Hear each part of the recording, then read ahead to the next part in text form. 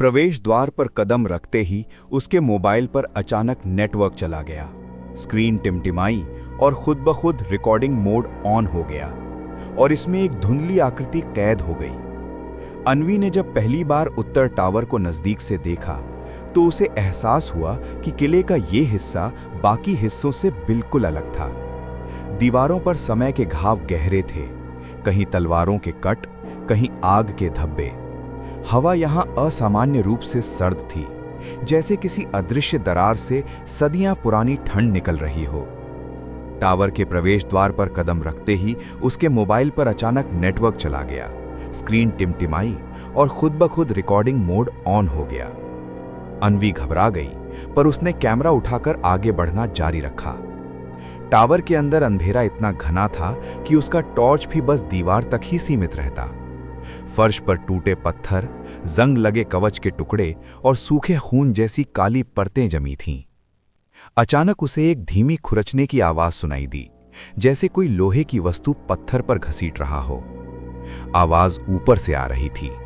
अन्वी ने कांपते हाथों से कैमरा ऊपर घुमाया, लेकिन वहां सिर्फ अंधेरा था।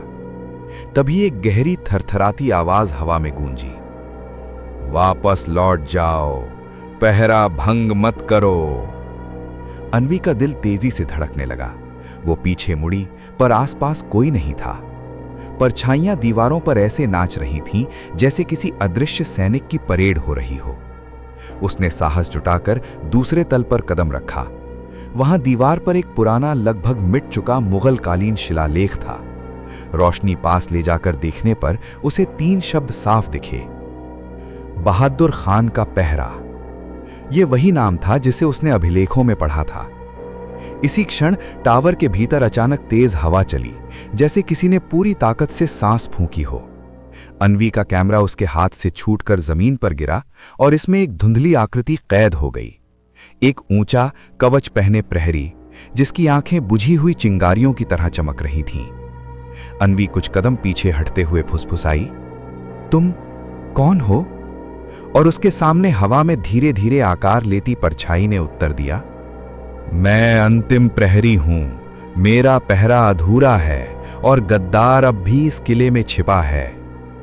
उससे पहले कि अन्वी कुछ और पूछ पाती, वो आकृति झटके से गायब हो गई, सिर्फ ठंडी हवा और धातु की खनक की गूंज छोड़कर।